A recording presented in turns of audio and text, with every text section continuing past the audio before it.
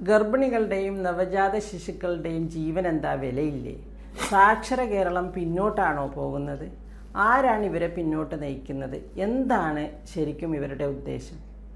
കേരളം നിങ്ങളറിയോ, രാജ്യത്തെ തന്നെ ഏറ്റവും മികച്ച മാതൃ ശിശു സംരക്ഷണത്തിൽ പ്രത്യേക ഗ്രാഫ് ഉണ്ടാക്കിയൊരു സംസ്ഥാനമാണ്. എന്നാൽ ഇപ്പോൾ ചില ഞെട്ടിക്കുന്ന സംഭവങ്ങൾ നമ്മളെല്ലാവരെയും നിരാശരാക്കിയിട്ടുണ്ട്. ഒരു യുവതി വീട്ടിൽ പ്രസവിക്കുന്നു, എന്നിട്ട് രക്തസ്രാവം മൂലം അവരവിടെ മരിച്ചു വീഴുന്നു. അവളെ ആശുപത്രിയിലോട്ട് കൊണ്ടുപോകാൻ ആരും തയ്യാറായില്ല, അവരുടെ ഹസ്ബൻഡ് തയ്യാറായില്ല. എന്താണ് കാരണം? ആശുപത്രി ഇല്ലായിട്ടാണോ? ഡോക്ടേഴ്സിൻ്റെ കുറവ് കൊണ്ടാണോ? ആശാ വർക്കേഴ്സ് ഇല്ലായിട്ടാണോ? ആശാ വർക്കേഴ്സ് ഇവരോട് പറയായിട്ടാണോ? അല്ലെങ്കിൽ റോഡോ വഴിയോ വണ്ടിയോ ഇല്ലായിട്ടാണോ? അല്ല, ഇത് മലപ്പുറമാണ്, ഉത്തർപ്രദേശല്ല. ഒന്നുറക്കെ വിളിച്ചാൽ 1000 പേർ സഹായത്തിന് ഓടിയെത്തുന്ന ഒരു പ്രത്യേക സ്നേഹമുള്ള നാടാണിത്. പക്ഷെ അതൊന്നും അവർക്ക് ആവശ്യമില്ലായിരുന്നു. എന്താണ് പിന്നെ അവർ ആരെയും വേണ്ട, ഒന്നും വേണ്ട എന്ന് തീരുമാനിക്കാൻ കാരണം? അക്യുപങ്ക്ചർ, പ്രകൃതി ചികിത്സ, ആശുപത്രി വിരുദ്ധ, ഡോക്ടർ വിരുദ്ധ, അലോപ്പതി വിരുദ്ധ മനോഭാവം. ഇത് ഒരു കുടുംബത്തിൻ്റെ ദുഃഖം മാത്രമല്ല, നമ്മളെല്ലാവരുടെയും, ഒരു സമൂഹത്തിൻ്റെ, ഒരു രാജ്യത്തിൻ്റെ, ഒരു നാടിൻ്റെ മുഴുവൻ ദുഃഖമാണിത്. 2025 ഒരു യുവതിയെ അവർ വീട്ടിൽ പ്രസവിപ്പിക്കാൻ തീരുമാനിക്കുന്നു. 5ാമത്തെ പ്രസവം. അക്യുപങ്ക്ചർ കൊണ്ടും നാച്ചുറൽ ബർത്ത് സംവിധാനങ്ങളോടുകൂടിയും പ്രസവിപ്പിക്കാനാണ് അവരുടെ തീരുമാനം. അവരുടെ ഭർത്താവ് ആശുപത്രി പ്രസവം വേണ്ട, സാധാരണ പ്രസവം തന്നെ വീട്ടിൽ വെച്ച് ചെയ്യാം, എല്ലാം നമുക്ക് പ്രകൃതിയെ ഏൽപ്പിക്കാം എന്ന് അവർ വിശ്വസിച്ച് അവൾ അതിന് കൂട്ടുനിന്ന്. അവൾ പ്രസവിച്ചതിന് ശേഷം രക്തസ്രാവം തുടങ്ങി. ആവശ്യമായ ഒബ്സ്റ്റട്രിക് അടിയന്തര സഹായം ആ സമയത്ത് ലഭിച്ചിരുന്നെങ്കിൽ അവളെ രക്ഷിക്കാമായിരുന്നു എന്നാണ് വിദഗ്ധർ പറയുന്നത്. അങ്ങനെ 3 മണിക്കൂർ ബ്ലീഡിങ്ങായി യാതന സഹിച്ച് അവർ അവിടെ മരിച്ചു വീണു. നാച്ചുറൽ ബർത്ത്, നാച്ചുറൽ മരണം. അതിനാൽ തന്നെ അദ്ദേഹം തൻ്റെ 5 മക്കൾക്ക് ജനനം നൽകിയ ആ സ്ത്രീയുടെ ശരീരം പായയിൽ പൊതിഞ്ഞ്, ഇത് വയസ്സായ ഉമ്മയുടെ മൃതദേഹമാണ്, ശ്വാസം മുട്ടി മരിച്ചതാണ് എന്ന് ആംബുലൻസ് ഡ്രൈവറെ തെറ്റിദ്ധരിപ്പിച്ചിട്ട് ബഹുദൂരം യാത്ര ചെയ്ത് സ്വന്തം നാട്ടിൽ കൊണ്ടുപോയി മറവ് ചെയ്യാൻ ശ്രമിക്കുകയാണ് ചെയ്തത്. അതിനിടയിലാണ് ഇവർ പോലീസിൻ്റെ പിടിയിലാകുന്നത്. ഇത് ഒറ്റപ്പെട്ട സംഭവമല്ല. കൂടുതൽ സ്ത്രീകൾ സാമൂഹിക മാധ്യമങ്ങളിലൂടെ പ്രചാരത്തിലായ സാഹസിക പ്രസവങ്ങളിലേക്ക് ആകർഷിക്കപ്പെടുകയാണ്. അവരെ ആശുപത്രിക്കെതിരെയും ഡോക്ടേഴ്സിനെതിരെയും തെറ്റായ ആശയങ്ങൾ പറഞ്ഞ് ഭയപ്പെടുത്തി വിശ്വസിപ്പിച്ച് കൊണ്ടു നടക്കാൻ ഒരു ലോബി തന്നെയുണ്ട് ഇവരുടെ പുറകെ. ഇവരുടെ അഭിപ്രായങ്ങൾ ഇങ്ങനെയൊക്കെയാണ്: ഗർഭിണിയായാൽ പ്രസവം തനിയെ നടന്നോളും. ആനകളെന്താ ആശുപത്രിയിലാണോ പ്രസവിക്കൽ? പണ്ടത്തെ ഉമ്മമാർ 10ഉം 15ഉം ഒക്കെ പ്രസവിച്ചിട്ടില്ലേ? വേദന ഡോക്ടർമാരുണ്ടാക്കുന്നതാണ്. വീട്ടിലെ പ്രസവത്തിൽ വേദനയോ മുക്കലോ ഒന്നുമില്ല. ഡോക്ടർമാർ കത്തിവെക്കും. ഹോസ്പിറ്റൽ ക്യാഷ് ഉണ്ടാക്കാൻ വേണ്ടി മാത്രമാണ്. സിസേറിയൻ സെക്ഷൻ വാണിജ്യമാണ്. ഇത്രയും നാച്ചുറലായ ഗർഭധാരണത്തിന് എന്തിനാണ് ഒരു ഹോസ്പിറ്റൽ? എന്തിനാണ് ഡോക്ടേഴ്സ്? നിലവിൽ വീട്ടിൽ അക്യുപങ്ക്ചർ സഹിതം പ്രസവിച്ച സ്ത്രീകളെ സാഹസിക വനിതകൾ എന്ന് നമ്മൾ പൊതുമേഖലയിലും അതുപോലെ ഓൺലൈൻ കൂട്ടായ്മയിലൊക്കെ ആളുകൾ ആഘോഷമാക്കി ഡിഗ്രിയൊക്കെ കൊടുക്കുന്ന പോലെ കോട്ടും തൊപ്പിയൊക്കെ ഇട്ടിട്ട് ആദരിക്കുന്നത് കണ്ട് ഞെട്ടിപ്പോയി. എന്താണ് ഈ ആഘോഷമെന്ന് വിചാരിച്ച് നോക്കിയതാണ്. അപ്പോൾ എന്താണ് ഈ സാഹസികതയുടെ വില? ഒരു മാതാവിൻ്റെ അല്ലെങ്കിൽ അനേകം കുഞ്ഞുങ്ങളുടെ ജീവനാണ്. ചട്ടിപ്പറമ്പിൽ മരിച്ച അസ്മയുടെ കാര്യങ്ങൾ നമ്മൾ വിലയിരുത്തുകയാണെങ്കിൽ അസ്മയുടെ മരണം ഒഴിവാക്കാമായിരുന്നു എന്ന് നമുക്കെല്ലാവർക്കും കേട്ടതനുസരിച്ച് നമുക്കെല്ലാവർക്കും മനസ്സിലായി. ആദ്യമായി തന്നെ അവർ 5ാമത്തെ ഗർഭം ധരിച്ചപ്പോൾ ആശാ വർക്കേഴ്സിൽ നിന്നും നാട്ടുകാരിൽ നിന്നും ഒക്കെ അത് ഒളിപ്പിച്ചു വെച്ചു. അങ്ങനെ ഒളിപ്പിച്ചു വെക്കേണ്ട ആവശ്യം എന്തായിരുന്നു? കാരണം അവരിൽ അക്യുപങ്ക്ചർ എന്ന ഒരു ഓവർ കോൺഫിഡൻസ് ഉണ്ടായിരുന്നു. അതുകൊണ്ട് തന്നെ അവർ ആരും അറിയാതെ തന്നെ ഭർത്താവും ഭാര്യയും വീട്ടിൽ വെച്ച് തന്നെ പ്രസവം എടുക്കാമെന്ന് ആദ്യമേ ഉറപ്പിച്ചിട്ടുണ്ടാവും. അങ്ങനെ ഒരു ദിവസം പ്രസവവേദന വന്നപ്പോൾ അവർ പുറത്തുനിന്നൊരു സ്ത്രീയെ കൊണ്ടുവരികയും പ്രസവം എടുപ്പിക്കുകയും ചെയ്യും. 6 മണിക്കാണ് കഴിഞ്ഞത് പ്രസവം. 9 മണിവരെ, രാത്രി 9 മണിവരെ ഇവർ ബ്ലീഡിങ്ങായി ശ്വാസം മുട്ടി അവിടെ മരണപ്പെട്ടു. അപ്പോൾ ഇതിന് ഈ ശ്വാസം മുട്ടൽ വന്നപ്പോഴും ഇവർ സീരിയസ് ആയപ്പോഴും പിന്നെയും അവരൊരു സ്ത്രീയുടെ സഹായമാണ് തേടുന്നത്. അപ്പോൾ 5ാമത്തെ പ്രസവം എന്നാൽ തന്നെ അത് ഹൈ റിസ്ക് കാറ്റഗറിയാണ്. ഹൈ റിസ്ക് എന്ന് പറയാൻ എന്താണ് കാരണം? ഒന്നാമതായി, ഓരോ പ്രസവം കഴിയും തോറും സ്ത്രീകളുടെ ശരീരത്തിന് ക്ഷീണം കൊടുക്കും. അതുപോലെ തന്നെ ഗർഭപാത്രം എന്ന അവയവത്തിനും അതിൻ്റെ മസിലുകൾക്കും ക്ഷീണം കൊടുക്കും. അതിൻ്റെ ഇലാസ്റ്റിസിറ്റി, അതായത് ചുരുങ്ങാനുള്ള അതിൻ്റെ കഴിവ് അത് നഷ്ടപ്പെടും. അങ്ങനെ വരുമ്പോൾ പ്രസവം കഴിഞ്ഞു കഴിഞ്ഞാൽ അത് ചുരുങ്ങില്ല. ചുരുങ്ങാത്തിടത്തോളം ബ്ലീഡിങ് ഉണ്ടായിക്കൊണ്ടിരിക്കും, രക്തക്കുഴലുകൾ തുറന്നിരിക്കും. അപ്പോൾ ഇതിന് ആവശ്യം എന്താണ്? ഹോസ്പിറ്റലിൽ ഡോക്ടേഴ്സ് കണ്ടറിഞ്ഞ് മരുന്നുകൾ കൊടുത്ത്, അവർക്ക് ആവശ്യമായ മരുന്നുകൾ കൊടുത്ത് ഗർഭപാത്രം ചുരുക്കുക, ബ്ലീഡിങ് കൺട്രോൾ ചെയ്യുക എന്നുള്ളത്. അതിവിടെ നടന്നില്ല. കാരണം അവർ വീട്ടിൽ പ്രസവിക്കാൻ തീരുമാനിച്ചതാണ് ഇതിന് കാരണം. പിന്നെ രണ്ടാമത്തത്, ഇവർ ആരെയും കാണിച്ചിട്ടില്ല, നമുക്കറിയില്ല, ഇവർ ബ്ലഡ് ടെസ്റ്റ് ചെയ്തിട്ടില്ല, സ്കാനിങ് ചെയ്തിട്ടില്ല, ഒരു മരുന്നുകൾ ഉപയോഗിച്ചിട്ടില്ല. അതുകൊണ്ട് ഇവരിൽ ഓൾറെഡി രക്തക്കുറവ് ഉണ്ടായിട്ടുണ്ടാവും. അപ്പോൾ രക്തക്കുറവ് ഉള്ള ഒരാൾ കോംപ്രമൈസ്ഡാണ്.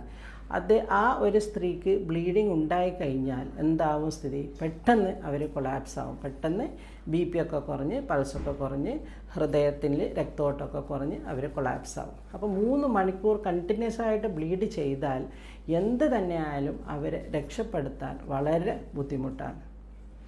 ഇത്രയും ബ്ലീഡിങ് ഉണ്ടായിട്ടും ഇത് നാച്ചുറൽ അല്ല. ഈ 3 മണിക്കൂർ കണ്ടിന്യൂസ് ആയിട്ട് ബ്ലീഡ് ചെയ്യുന്നത് നാച്ചുറൽ അല്ല. ഉടനെ ഹോസ്പിറ്റലിൽ എത്തിക്കണം എന്ന് അവർക്ക് ചിലപ്പോൾ അറിവുണ്ടായിട്ടും അവർ ചെയ്യാത്തതാണോ ഇനി അറിവില്ലാത്തതാണോ എന്ന് എനിക്കറിയില്ല. ഇനി മൂന്നാമതായി ഒരു ഫാക്ടർ ഉള്ളത്, ഇവർ പ്രസവിച്ചിട്ടുള്ളത് 4.5 കിലോ ഉള്ള ഒരു കുട്ടിയാണ്.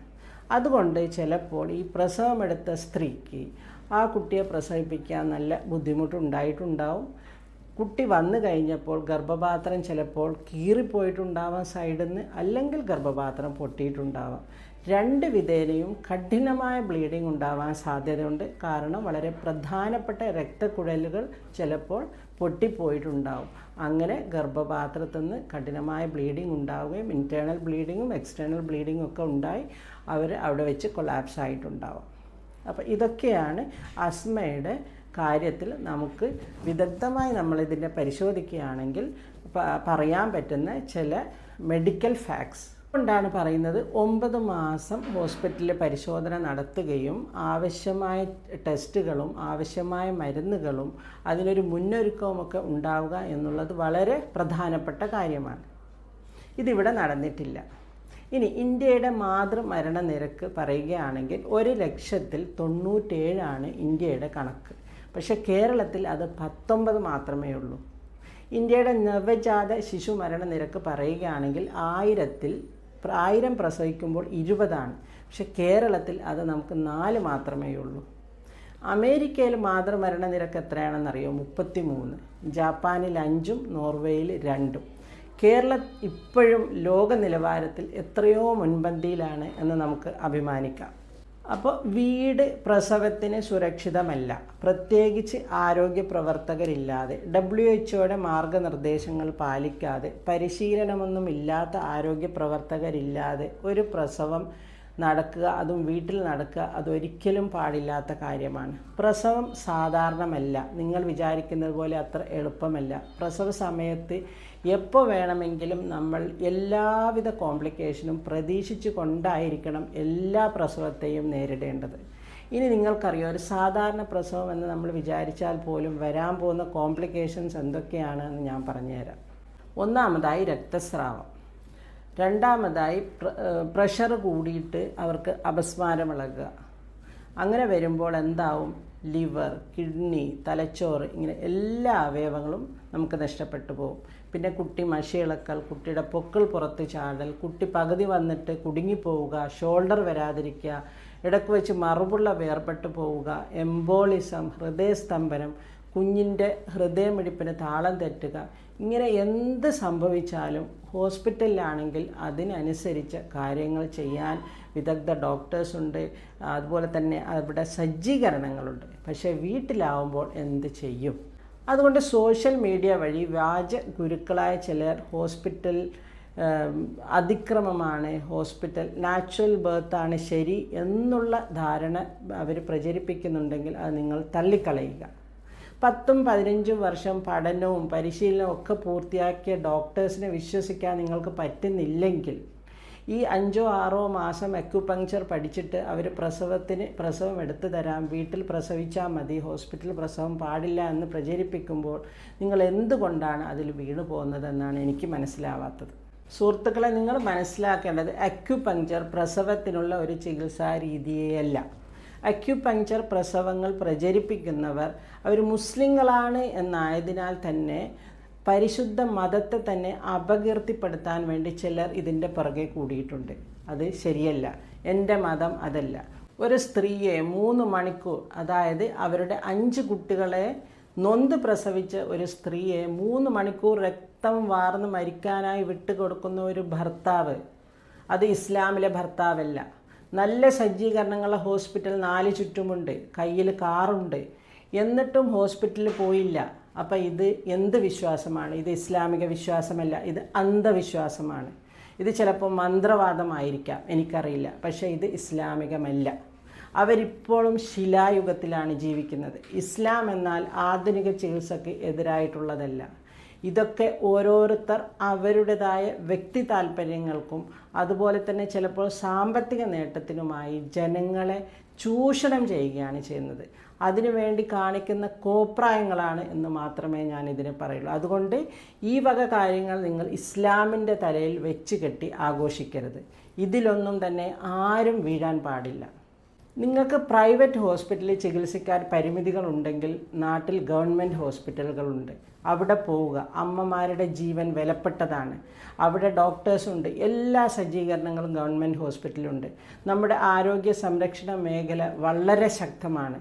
ആശാ വർക്കേഴ്സുണ്ട് നാട്ടിൽ, ആശുപത്രികളുണ്ട്, ഡോക്ടേഴ്സുണ്ട്, നഴ്സുമാരുണ്ട്. എന്തുകൊണ്ടാണ് നിങ്ങൾ ഇവരെ വിശ്വസിക്കാത്തത്? എന്തുകൊണ്ടാണ് നിങ്ങൾ അവരുടെ അടുത്ത് പോകാൻ വിമുഖത കാണിക്കുന്നത്? ഗർഭകാല പരിശോധന നിർബന്ധമാണ്. കുത്തിവെപ്പുകൾ മുടക്കരുത്. മരുന്നുകൾ കഴിക്കുക, രക്തം ഉണ്ടാവാനുള്ളതും കാൽഷ്യം ഇതുപോലുള്ള മരുന്നുകൾ കഴിക്കുക. ആശുപത്രി പ്രസവം മാത്രം തിരഞ്ഞെടുക്കുക. പ്രസവാനന്ത കെയർ, ഇതൊക്കെ തന്നെ ജീവൻ്റെ രക്ഷയുടെ പാതകളാണ്. വൈദ്യശാസ്ത്രം എന്നാൽ സത്യമാണ്, അത് കരുതലാണ്, അത് രക്ഷയാണ്. ഇവയിലേക്കാണ് നമ്മൾ തിരിച്ചു പോകേണ്ടത്. ആര് തന്നെ നിങ്ങളെ പിന്തിരിപ്പിക്കാൻ ശ്രമിച്ചാലും ദയവായി നിങ്ങൾ പിന്തിരിയരുത്. ഇനിയെങ്കിലും ഗർഭിണികളെ ഇതുപോലുള്ള അന്ധവിശ്വാസികളുടെ കയ്യിൽ ഏൽപ്പിക്കാതിരിക്കാൻ നിങ്ങൾ ശ്രദ്ധിക്കുക. Thank you so much.